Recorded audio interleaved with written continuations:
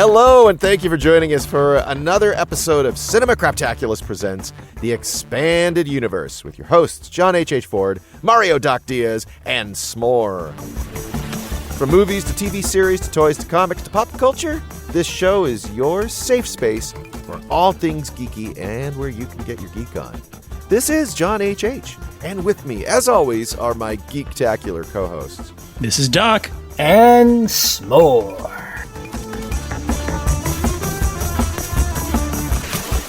Well, guys, it's summer. I don't know. You can never tell if it's summer where I am, but I guess it's summer in air quotes, right? Oh, it's summer, all right. It's blazing hot in L.A. Ooh, it's cooking out here.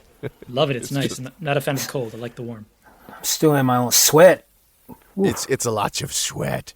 Shreddy balls. Shreddy balls. It's funny because summer movies are just, here. They're just here. And, it's weird because summer always starts earlier and earlier. It's like, I think it started, remember back in the early 2000s, like when The Mummy came out April, it's like, whoa, summer's early. Wasn't that like the big one that started early? I do remember when that came out in April. I was confused as to why people kept calling it a summer movie, but I guess since it's a blockbuster, then hence it's called summer movie. But April's not the summer; it's spring. People, come on. But Marvel, and Lucasfilm, I'll just use those two. They've kind of pushed. Well, really, Marvel has pushed it like into early May. They pushed it in April. Endgame and I believe Endpoint. I'm blanking. Infinity War. Infinity War and Endgame both came out in April, didn't it? Revoking your Marvel Geek badge. Yeah, exactly. I thought the first one to do was Fast and the Furious, one of the installments, because I know that Marvel kind of staked their claim for all the main movies as being the first movie of the summer, and then like 1 year, maybe like 5 years ago, I can't remember exactly, Fast and the Furious came out and said, nope, we're coming out 1 week before, which landed in April, and all of us were kind of like, that's really early. Yeah. Well, everything went crazy with the pandemic, and here we are. It's now the first real summer where pretty much everything's open. I think a lot of movies are going to be opening in Asia. I'm not sure where China and other territories over there are with people going back to the cinemas. There's a bunch of movies in the cinemas, not as many as normal, but then there's a ton of films that are like, kind of big, high-profile films on streaming services. So I'm confused. Are we all going to the movies or are we on the couch? Which is it? Let's discuss. Well, I'm thinking that it's going to be a bit of a hybrid for a while, leaning heavily towards going to the theaters. Case in point, we've had, at least in my mind, 2 big summer blockbusters come out with Doctor Strange and Top Gun Maverick, and they've made gangbusters in terms of box office. So people are going to the theaters, but I think they're going to the theaters for the right film. Yeah, they're not going for some Dakota Johnson drama coming out of IFC films, No. Ooh, which one was that? I'll put it on my list.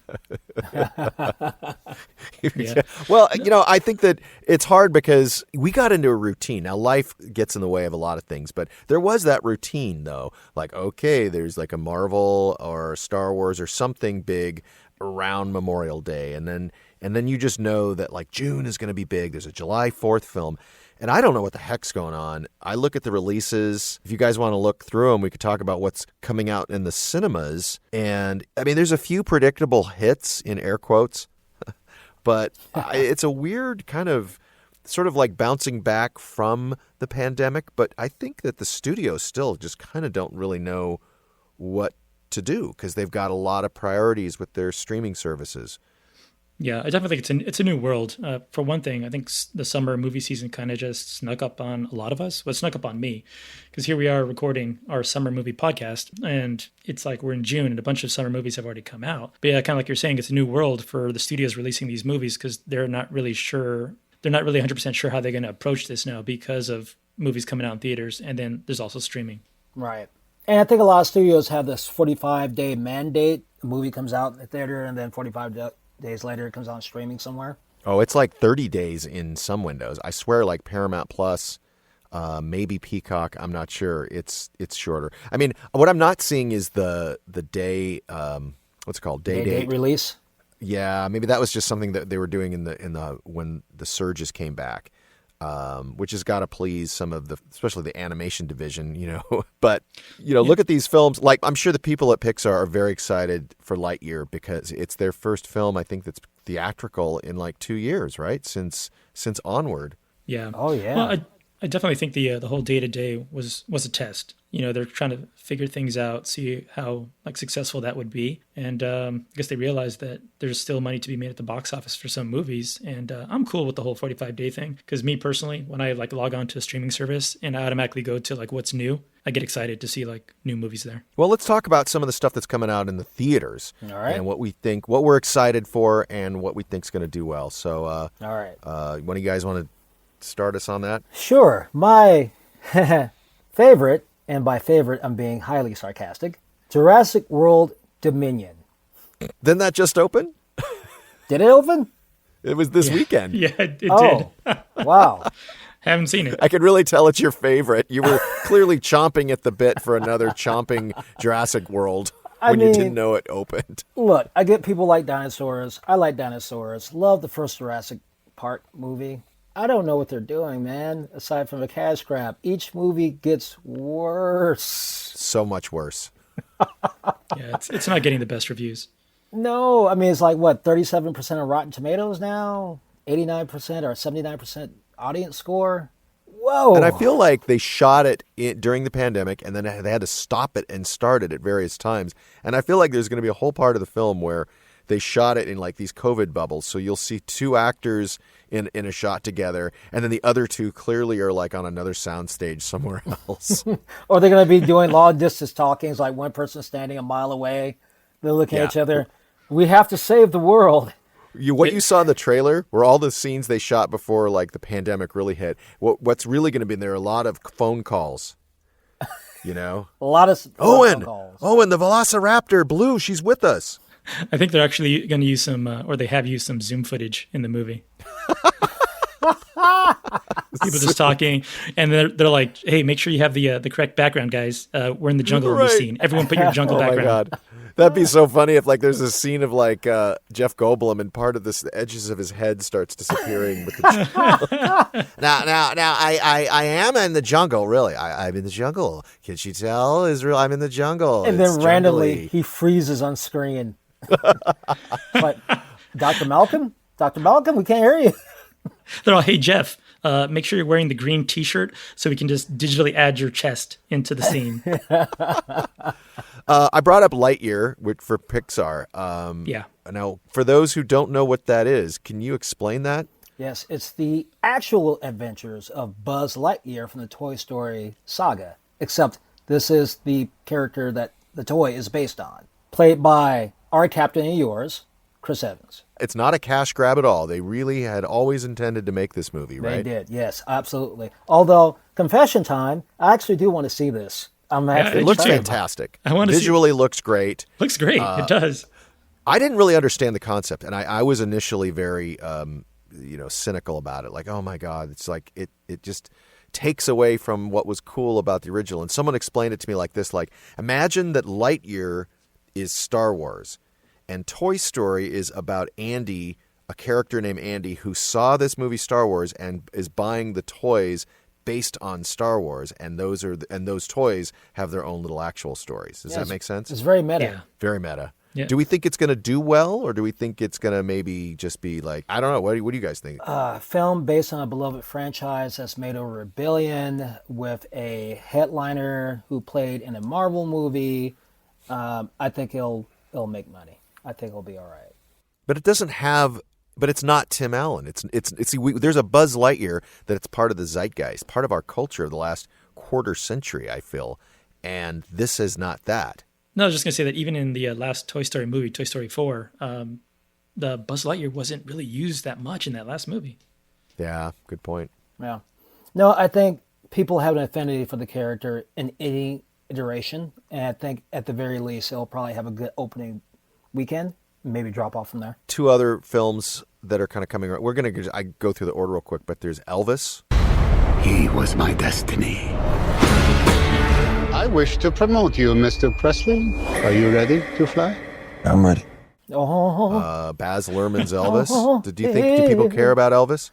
Yes and no. I think people remember Elvis. I think the millennials maybe care about Elvis. I think people might be curious, but I just don't see this movie taking off. I just don't. I'm interested in it because I'm a fan of Elvis and a fan of Baz Luhrmann. So at some point I will check it out, whether it be in the theaters or streaming. But I don't really see it doing too well at the box office. I mean, the dude looks like Elvis, though. He really does. He does. That guy from the old ABC Family shows, Austin Butler. He does look a little bit like the love child of Zachary Taylor Thomas and Val Kilmer. Yeah, I can see that. But yeah, I agree with you. I think this was the film that Tom Hanks was doing when he was like the first big celebrity to be COVID-19 positive, and that was a big deal. He was shooting it, but then there's Minions: The Rise of Gru, because we just don't have enough Despicable Me films. Yeah. Yeah, this wasn't on my radar. I don't know. No. I'm not really a fan of the Despicable Me franchise. The Minions are cute and all, but I'm not a huge fan of them. I think it's important that there's films that families can go to. I think that's kind of its own topic, is that there's so much of the Disney content and the animated films been pushing to their streaming service that I feel like there was money on the table with not releasing Turning Red in the theaters, I thought. Yeah. Because that film had a good reception. Families liked it. Like, well, why wouldn't you put it in the theater for those communities where they feel comfortable? I mean, even though Minions is a sequel, at least it's something that people can take their kids to. Because there's not a whole lot out there for kids beyond the two films we just mentioned. Yeah, but you got to ask the question, are people taking their kids out because of COVID? Yeah, that's what I'm thinking. It was one thing to go out yourself. You mask up, you take the risk, you take the responsibility, but to expose your kids, when you have the comfort of your own home and everything streams, there are people really doing that. Yeah, I'm really curious. I'm curious to see how the pandemic is going to affect that behavior. Because, lots of times parents would just say, hey, take my kids to the movies. It's 2 hours, so I don't have to stress out. They're just captivated by the movie. I don't know how the pandemic has affected that. Plus, a lot of younger kids are not vaccinated, so there might be people who are really hesitant to take their kids. And then what Sean mentioned, I think for the 2 years when people were just sitting in front of their TVs and it was so easy to stream, that people might be, it's just easier to keep kids home, wait for it to come out on streaming, and just sit them in front of the TV. And then there you go, you watch the movie. Hey, we'll be right back. And now back to the show. Okay, so Thor: Love and Thunder's coming out. We're all excited for that. I know all of us. You flipped too hard! Right. All of us are going to probably pay to see that in the theater. But there is that part of me that thinks I wonder if there's some parents are going to be like, look, it's expensive and the economy is really tough on people right now. And, now in addition to paying all the money on tickets and popcorn and all that, you got to weigh the cost of the gas in your car to drive to the movie theater. So they might just think Thor: Love and Thunder is going to be in Disney Plus in 2 months. I'll wait. I don't know, man. People watch Spider-Man No Way Home and Doctor Strange The Multiverse of Madness might beg to differ with you. Good point. Yeah, I'm not sure, but I was reading an article saying that Sony's going to re-release No Way Home, an extended edition in theaters. Oh, yeah. Cash grab. Cash grab. So with the Thor: Love and Thunder, I'll be at the theater watching that for sure. I'd like to see it opening weekend. It's been a while since I've seen an opening weekend movie, so I would like to give it my love and my wallet. If anything, it's going to be a lot of fun. Like Ragnarok was fun watching it. So I think it's going to be more of the same. Hopefully Taika doesn't push it too hard on the zaniness. Let's see who you are. I take off your disguise. And flick. Oh, you flicked too hard, damn it! It seems like we've covered the big, after Thor, those are the big, sort of sequel tentpoles. There's some other films that I noticed that are kind of original. They tend to be on the horror side. There's a Bullet Train movie with Brad Pitt, which might appeal to the kind of the John Wick crowd, that kind of goofy, violent humor. That looks like a lot of fun. It looks like fun.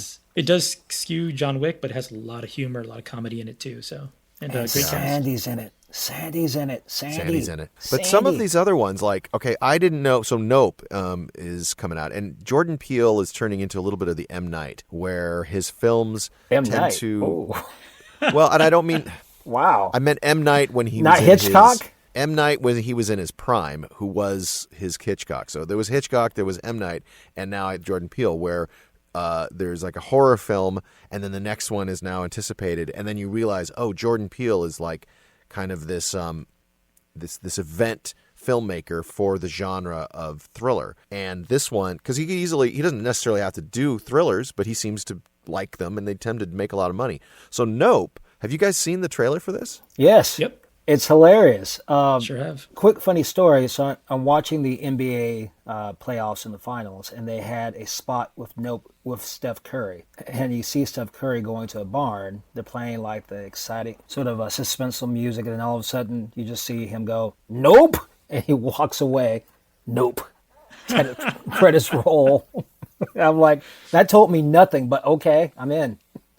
Yeah, I do want to see it. I've seen like a teaser. I think a new trailer came out recently. I haven't watched that, so I don't know too much about it. The trailer tends to give away a lot. I was kind of disappointed because if it's the kind of film that I think it is, I felt like they didn't need to show as much as they do because of Jordan Peele's appeal. Can't believe it. No one's ever said that.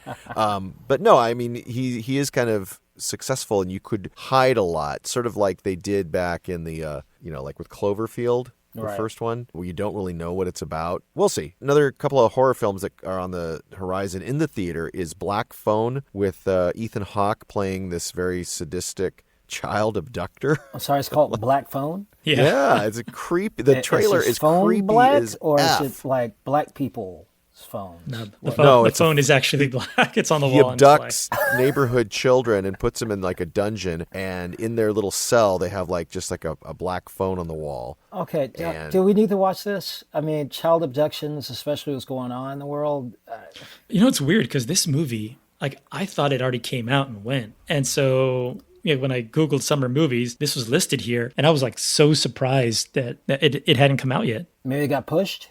Maybe, yeah. And then there's probably because once they sort of look, they look at the numbers, but I think COVID numbers have been so low in the aggregate, at least in the U.S. where horror films tend to do well, they might have pushed it to the summer because summer. They, Them is a Blumhouse film, kind of a comedic horror take. I don't know what that's about. And then there was one that I sent you guys a trailer to with Ralph Fiennes that's about elite people that go to an island to eat exclusive food. That's right. What was the name of that? So I think horror in the summertime is a good idea because I think that young people do like to get out. That's where I think that, if you make the right horror movie, I think summer can be really profitable, especially in August. Oh, yeah, it's hot. You want some place cool to go to, something to do, get your popcorn, get your cool drink, get scared witless, take your date, hug your date. Scared your date witless. But I'm thinking in this old model, because now I look at like what's on streaming, and there's a ton of films with big stars, and I'm looking at like some of these could be theatrical, but they're going to streaming. You want to talk about them? We talked about this before. I'm looking at the list, The Gray Man, which looks super interesting to me. Chris Evans, Ryan Gosling. Don't know what it's about. Russo brothers, and then you have a new Father of the Bride coming out, which I had no idea was coming out until recently. I think, as I said, we talked about this, a lot of people don't want to spend their money unless they perceive it to be a big blockbuster, i.e. a Marvel film, a Star Wars film, a big horror film, a Jurassic World or whatnot, simply because we got spoiled or used to watching anything we want to watch in the comfort of our own homes. You don't spend a lot of money. You don't have to park anywhere. You don't have to spend a lot of money on food. You just turn it on. It's right there. You watch it. If you liked it, great. If you didn't, no skin off your teeth because you already paid for the service.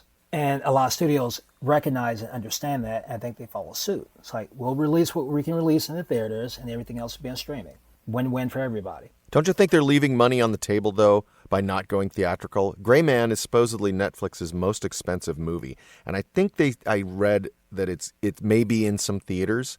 They're like, we need to get some money. But, like Day Shift with Jamie Foxx. I saw that's a big action film with he fights vampires. Yeah, but is Jamie Foxx a draw anymore? I don't know. But, Spiderhead with Chris Hemsworth and Miles Teller, that seems like a film that would be good for something. And then if you've got your 40-day window or less, 45-day window, it's your own streaming service, then it's just extra money. I'm wondering why they're bypassing the theater. Because look at the hits so far in the theaters. You have sequels and you have remakes. Those are the movies that make the money. The last few blockbusters were, Dune, Spider-Man, Doctor Strange, Fast and Furious.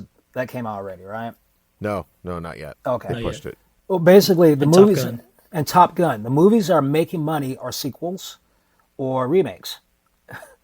And so looking at those spreadsheets, and knowing that you have to go into places like China to make your money, do studios want to take a chance of putting Spiderhead out in the theaters when people will go, I don't know what that is. I know Chris Hemsworth, but he's not Thor. I don't care.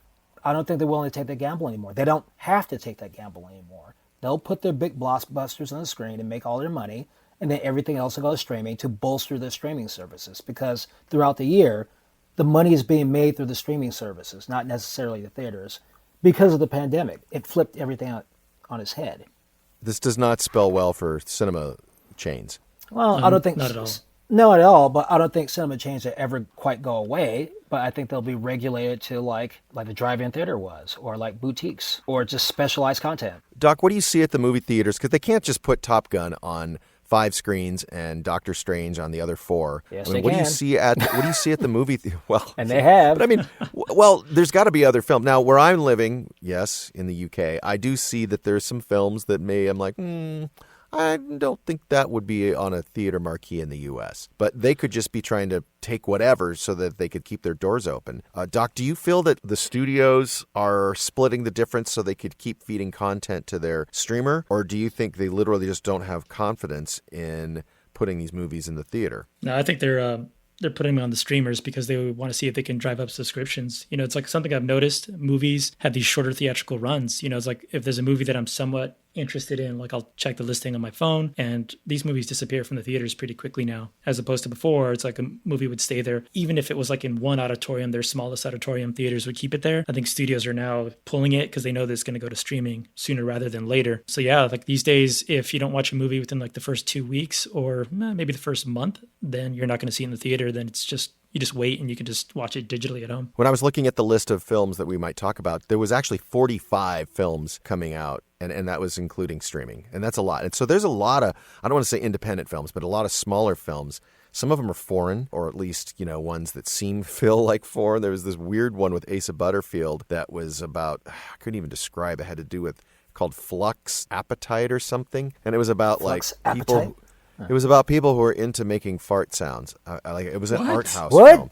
Yeah, like Fart House. Yeah, you'd have to look that one up. But there were a lot of really weird, quirky. A lot of them were seemed like adult thrillers, and I couldn't tell a lot of them if they're going to streaming or if they're going to be in a boutique. But Is there a movie called Ow My Balls? I don't want all our episodes to just be bemoaning. Yeah, ass the movie. I don't want to just always be complaining about cinemas dying, but man, pandemic or no, it just feels like I don't know how these movie chains are staying open. And this summer, I guess because they did push a lot into next summer, I think Fast and the Furious was supposed to come out.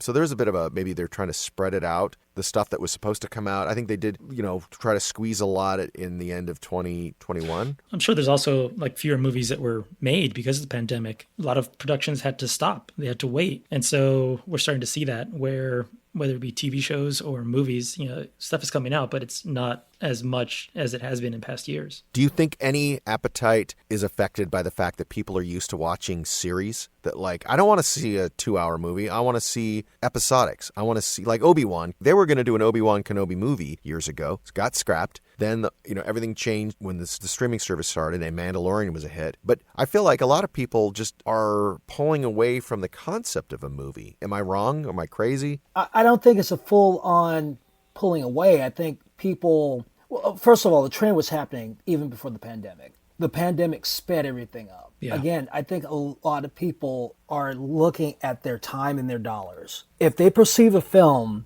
that's worth a significant amount of their time and a significant amount of their dollar, they will go to the theater because the theater is still an experience. It's the experience of going out, going to a venue with comfortable seating, larger than life screens, and a sort of shared family experience. And I think people still want that, but I think they see that as a more of a premium as opposed to the norm. Because what do you guys want? I'm of that mind now. It's like, for me, unless it's a film that I feel like is worthy of a silver screen, I'm not going to go and see it. I'm sorry, but I'm not going to put money down to see Jerry and Marge Live Large in the big screen. Why?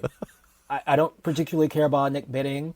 Bryan Cranston was awesome as Heisenberg. Do I want to spend $20 plus parking plus food to see them do some intimate little movie? No, I can see that on streaming in the comfort of my own home. I probably pay more attention because I'm at home relaxed. say Thor Love and Thunder, well, that's a big movie for me. That's a Marvel fan. It looks larger than life. I'm willing to engage in that experience with friends and the popcorn and the parking because to me, it's worth the big ticket item. And I think a lot of people feel that way. It depends on the film. Yeah, it's an event. Yeah, something we kind of brought up before we started recording were the TV shows. I think a lot of movies are also competing with these TV shows where there's a lot to watch, like television-wise, TV series. And so kind of like what Sean was saying, when it comes to a movie, it has to be an event movie that I want to go to. So maybe I'll go see a movie maybe once a month, maybe one movie twice a month. It just depends on the movie. If it's a tentpole, I'll go see it. If it's a smaller story that I can wait for streaming and just watch it on my big screen at home. And on top of that, if it sucks on the small screen, you know what? I'm going to go,